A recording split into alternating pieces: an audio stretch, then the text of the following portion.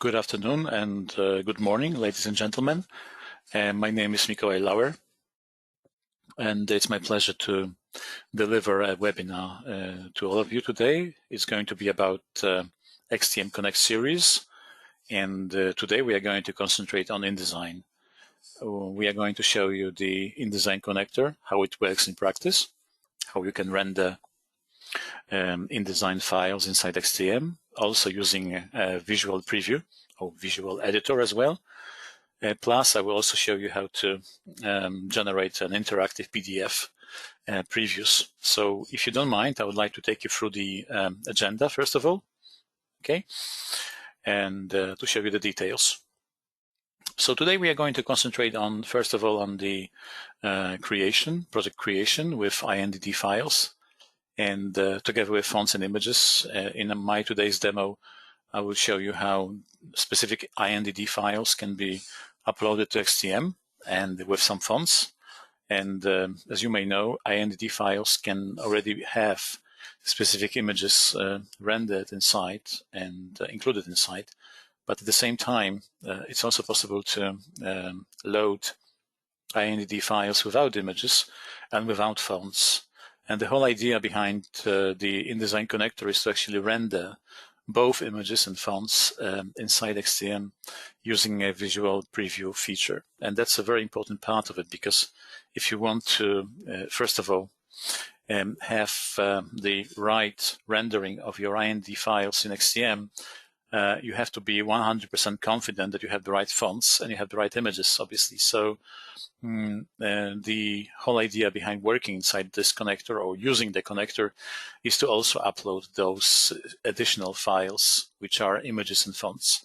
And this is something I'm going to show you as well. And I will concentrate on fonts today. I will also show you how to enable a visual mode in XTM Workbench. They are actually two options of doing that. One of them is to open a visual mode directly from within Project Manager, for example, or you can also enable a visual mode where when you are already inside the Workbench. Obviously, everything depends on whether you are a linguist or if you are a project manager. A project manager can do it in a slightly different way, but I can show it to you today. Then I can show you how to dynamically review the translated content in context, how you can actually see the images, how you can make the changes, how you can see those changes reflected on the actual screen, and how those changes would look like in the final indd file. And last but not least, I'm also going to show you PDF previews. PDF previews of indd files can be used dynamically if, for example, you want to have a look at the specific preview of your indd, and at the same time, I think I have a question already here. Yes, this webinar is being recorded, and it will be shared on Vimeo, and then the links will be available for all of you. If you are going to use XTM on-demand feature, but I can obviously share the details of it later. So it's going to be uploaded and available.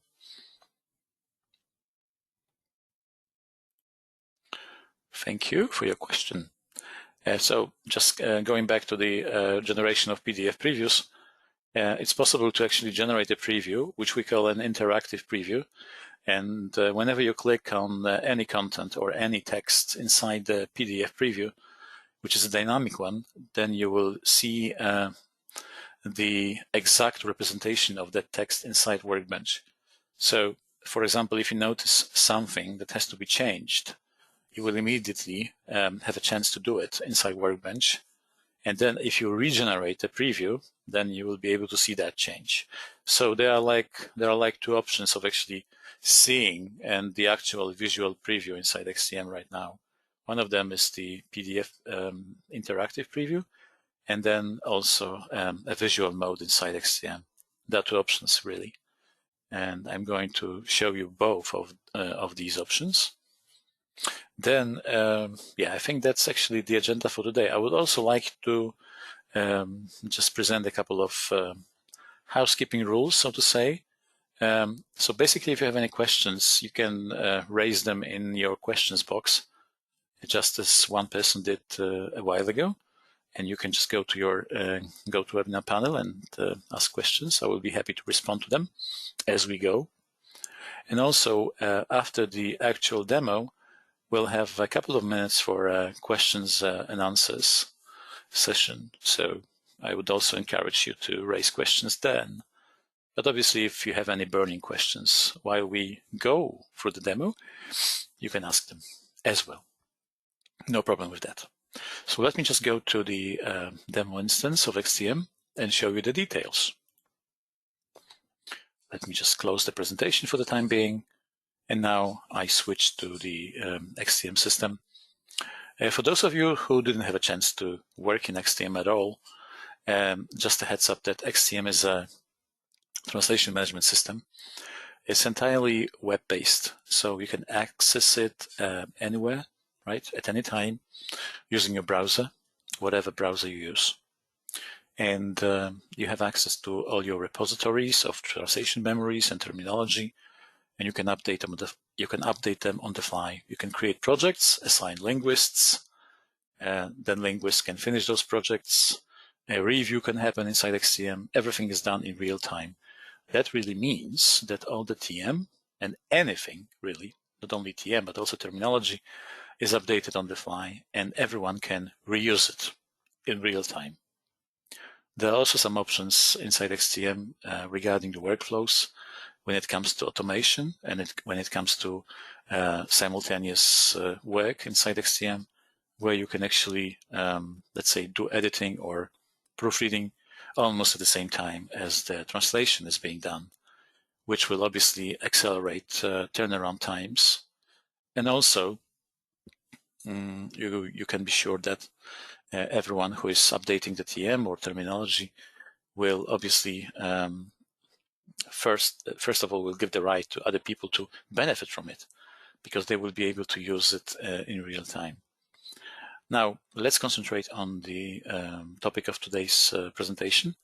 I'm going to talk about the InDesign connector. InDesign connector works with the indd files and also with IDML files. Now, the important distinction is that when you use indd and you want to use a visual preview, right, and also IDML, by the way, you have to have the so-called InDesign connector purchased from XTM. And the details obviously are available when you approach any, let's say, salesperson inside XTM. We have a specific email to this end. It's sales@xtm-intl.com, and you can inquire about the details.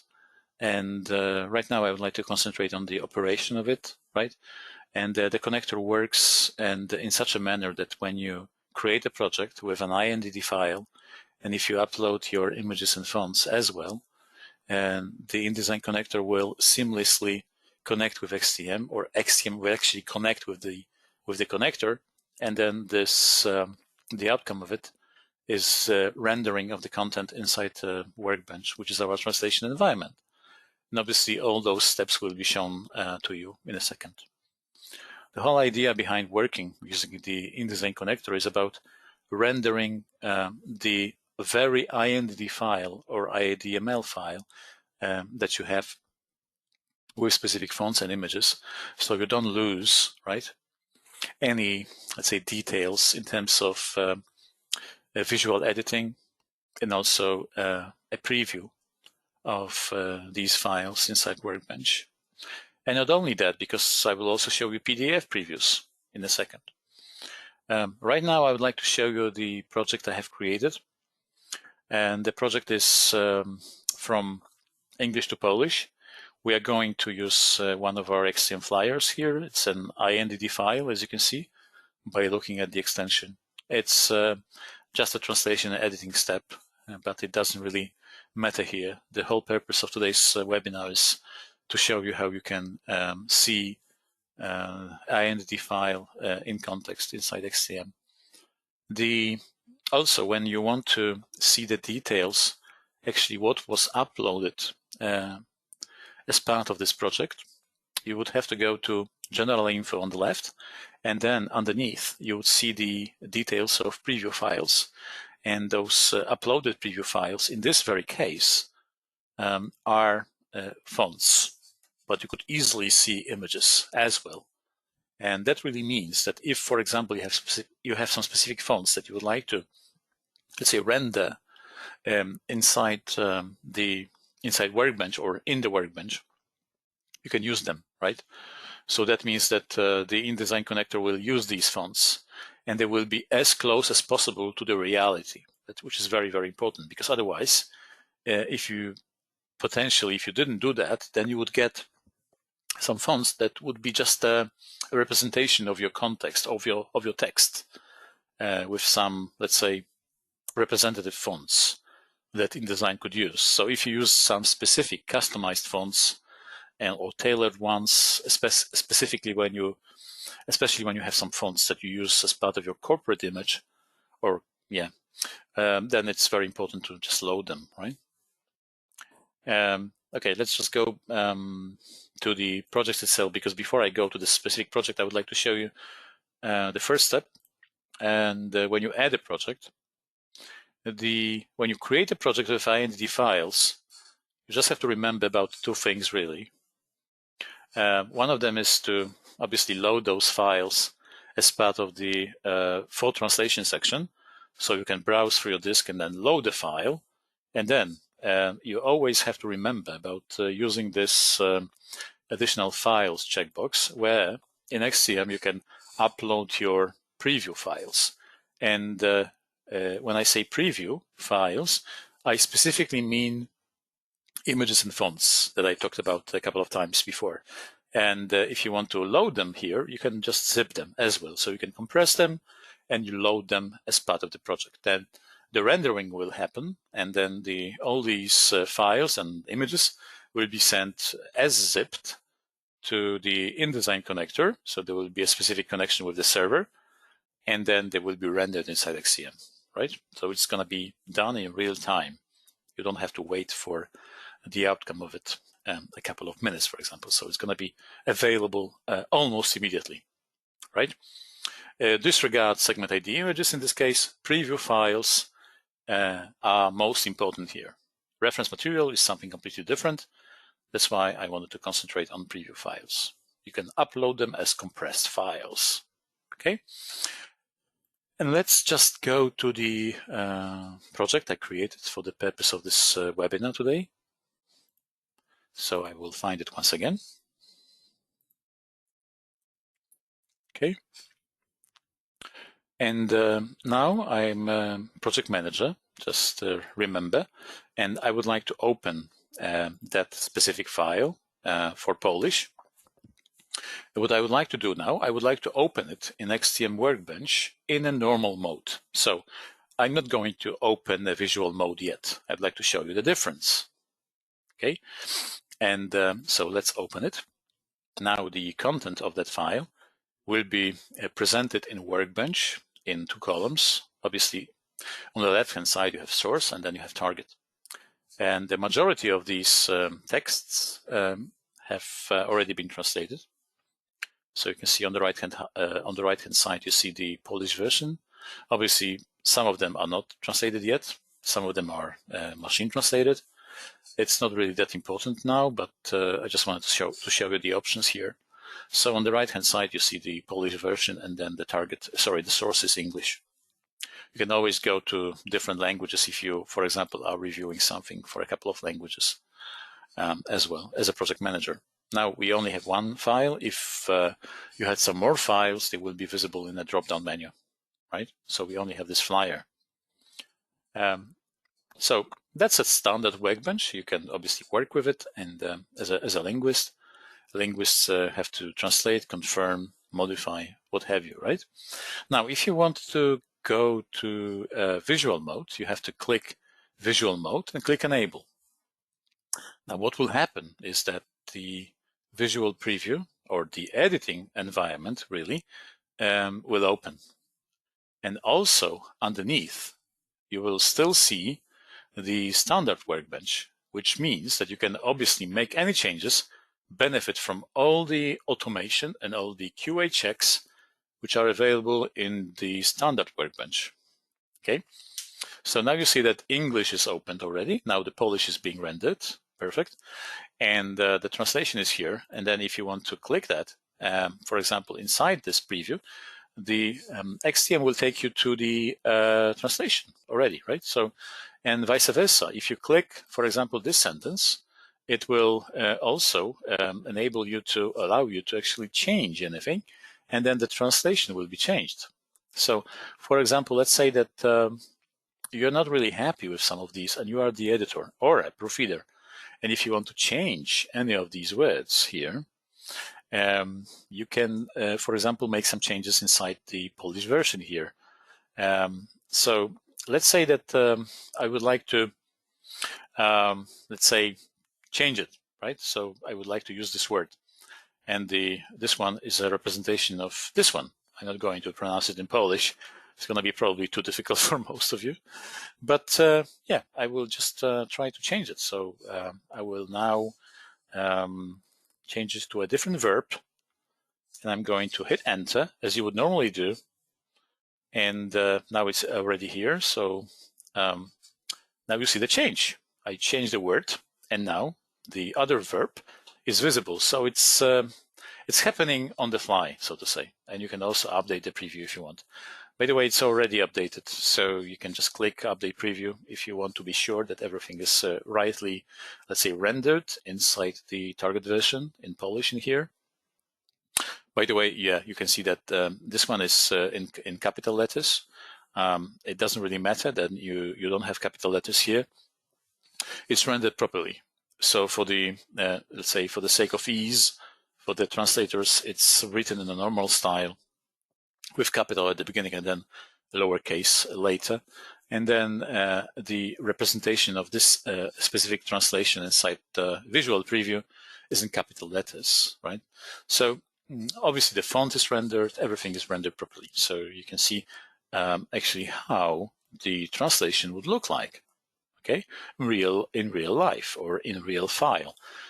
If you were to, for example, open your InDesign and open your indd file.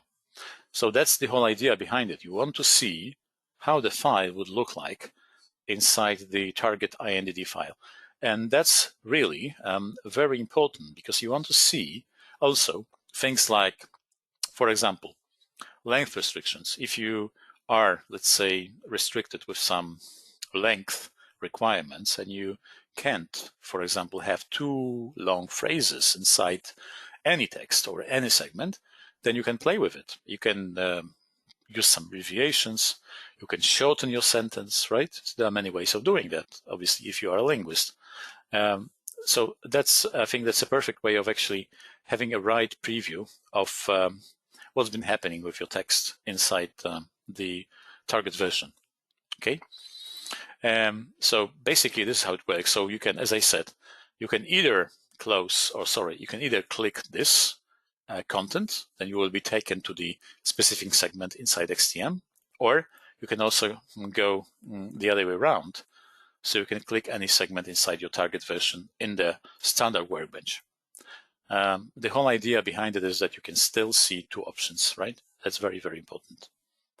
Now, obviously, and I said that before, that's very important that you can benefit from all the QA checks which happen in the background. And whenever there is a problem with a word, whether there is a problem with a spelling error, right? Like in this one, this word wasn't added as a default word to a Polish dictionary. No wonder, right? But you can add it if you want. If you want to use XTM Workbench in Polish, let's say, then you can always obviously add it, as you would do in Word, for example, Microsoft Word. And specifically, if you want to see, for example, some potential errors, if there are issues with the translations of the term, especially when they are not found, or when someone made a mistake, then you can still see all these errors. And they are visible in the standard workbench. I think I have a question. Does it also work for Adobe Illustrator? No, we don't have a connector for Adobe Illustrator right now, but you can process AI files and separately without the visual preview right now. Okay, visual preview, just to also give you some more information here, is available for InDesign, HTML, XML with a specific style sheet, but also with HTML. Okay, so that's actually a very valid question, whether we can render a visual preview for different file formats. There are some plans, obviously, to implement it for PowerPoint as well, but it's still on its way. I think you just preempted my question, my sentence. Does it also work for PowerPoint? I just mentioned that there are some plans right now in our long-term roadmap to also include PowerPoint. So thank you for that question. And just watch the space, because we are releasing our release notes whenever we are upgrading our XTM instance, XTM Cloud, which usually happens 4 times a year. And and the details can be found there. Another question we have here is that is there still a max MB to show the visual editor? Well, on cloud, there is still some maximum number of, as you say, MBs or megabytes, or I would have to double check whether it's what exactly let's say the size of it is in terms of in terms of images and fonts, because that's the most important thing, and really the images, right? Because the images weigh a lot, as you know. It's slightly different on private cloud, not on the public cloud. There are some more options there. But if you don't mind, I can, let's say, specifically reply to you in a separate email and give you the details, if you don't mind. Okay, now another question we have here is that if a font is uploaded as a preview file, will the system substitute another font? Only if you want it to be substituted, okay? So that's the question. So let's say if you want to upload a specific font for a specific file, then it's going to be substituted, right? If you don't upload the preview file, or actually a font as a preview file, then it's not going to substitute anything, right? Also, another question we have here is that does the new InDesign filter template changes something to the, let me just see the details. I don't see the end of it. Just, okay. Does it change anything to the visual speed? I don't think it should, to speed to show the visuals. We are working on improving the speed of showing the visuals, right? It's let's say, enhanced from version to version, by the way.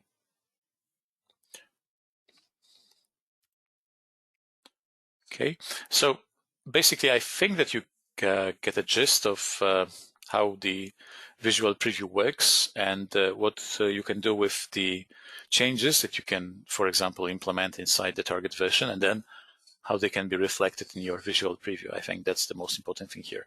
Another question we have here, so thanks.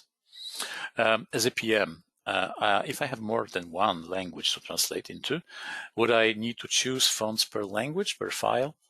That really depends, because to be honest, if you are uploading the fonts for specific languages, then I guess it's much better to just upload all of them together.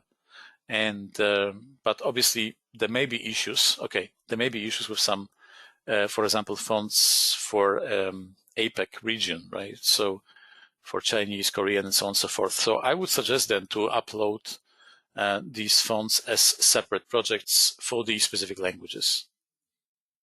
Now, second question, another question, sorry. Does the size of the file have an impact on preview load times?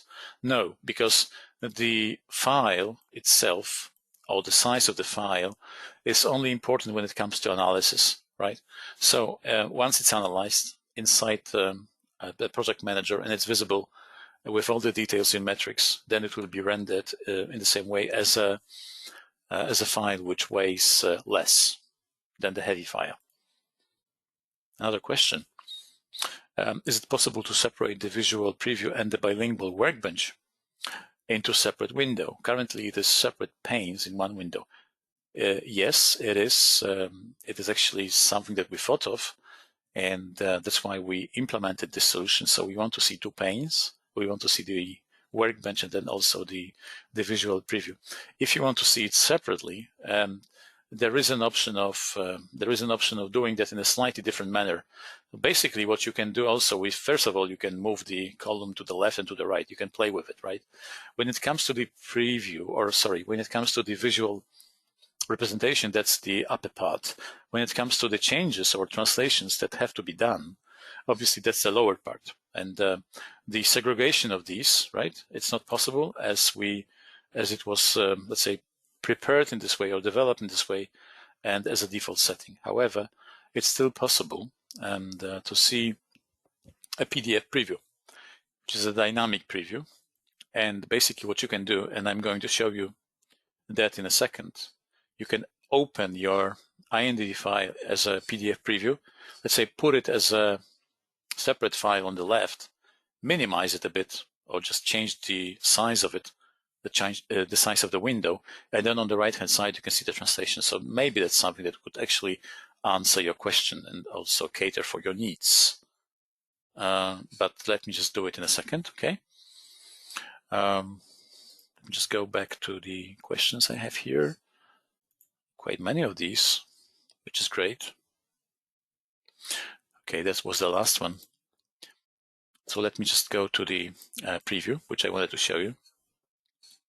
Basically, what's better is if you want to open a dynamic preview of your indd file as a separate file, and it's rendered in PDF in a dynamic form. It's not a static PDF, by the way. It's better to close the visual mode. Okay, so let me just disable it. Now we are back, and with the workbench, which I showed you at the very beginning. If you want to now go to the preview, the dynamic preview, it's available on the preview section. Let me just do it now. So normally you would only see PDF, for example, for Word, for Microsoft Word. Now you also have the option of generating a PDF interactive file, and it's now actually doing that. Once it's done, I will show you how it works. Okay. It may answer the last question that someone asked. Let me just wait. Okay, now it's open. So the whole idea behind it is to actually open it as a separate file. Okay, so you can then open it, for example, as a preview in PDF. It's much better to download it here quickly and close that preview here. So now it's PDF, as you can see, with an icon. And I can now close the, let's say, the right side of it. I can now make it smaller if I want to. And I can also do things like putting it on the left-hand side. So now we don't have panes, which is upper and lower. Now we have the preview on the left, and then obviously it all depends whether you want to maximize it or not. But in a sense, you can see the preview in PDF as it would look like in indd. So let's say that I want to create or click that sentence. Okay, so I just clicked it. Now what happened here is that it took me automatically, to this segment, right? So let me just open it again. Okay. For example, or now this is the one we changed. So now I click this one, now it's active, and you can see that it's active because it's now marked in gray here. So whenever you want to have a look at for example, the representation of your translation or the rendering of the translation, including images, obviously in the visual mode, you can still open the interactive preview if you have access to InDesign connector, if you purchased it. And it's dynamic in the sense that you can click any of these sentences, as you can see, and they will take you to a specific place inside Workbench. Then now the only thing here is that if you want to make a change, right, and then you see if you want to see that change happening. By the way, I'm now closing it, and then at the same time I'm closing it and opening it because I'm using just one monitor. one screen. If you want to have two screens, then if you want to use two screens, then I guess it's even more feasible, because you can then just open your dynamic PDF preview on the, let's say, left screen, and then on the right screen you can see Workbench. So you can see the changes that happen inside Workbench, right? And then you can see how they look like on the left side. But in order for it to happen, you have to refresh your PDF. That's very important. Okay. So it's interactive, but at the same time, if you want to have a visual preview of your standard Workbench, or visual preview of your InD file in the visual preview in Workbench, then you have to see them as two panes, as you said. So the upper one and the lower one, or the bottom one, I should say. Okay. And yeah, basically that's the whole, let's say, gist of it, and the picture I wanted to present, and about the InDesign connector. I would be even more happy to answer more questions if you have any. So just let me know. I'm still in XTM, so if there is anything that that you want me to show, it's more than welcome.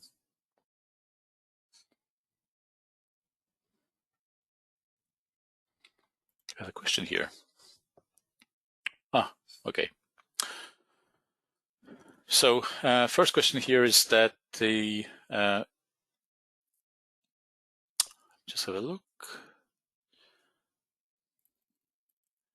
Can it handle localized images? For example, an English screenshot in the source file and the Polish screenshots to be used for the target files. The localized images, basically, so images cannot be localized in XTM itself, right? So you have to, first of all, extract that text, and if you want to localize it, right? So the only thing you will see here is the image on the left, which is going to be an English one, and then on the right-hand side you will see a, theoretically a Polish image, right? So what it does really is that the image itself, if it's not recognized as a translatable content, will be shown in the same way on the right-hand side, which is in Polish, right? And if you were to potentially extract the content from that image, you would have to create a specific project, a separate project for it, because we cannot scrap the text from images inside InDesign, unless there are some specific buttons, for example, or some texts that are extractable inside InDesign. Then obviously you can translate them, right? Now, can it handle localized images? And for example, and I think it's the same question, sorry. Now, the next one is what versions are supported by the InDesign connector? We always support the latest version of InDesign, right? So obviously the latest and all the previous ones. So it all depends which version you use right now. But if you want to obviously try it, then please reach out to our sales team. But basically, yes. So the latest and then the previous ones, obviously. So it has a backward compatibility as well.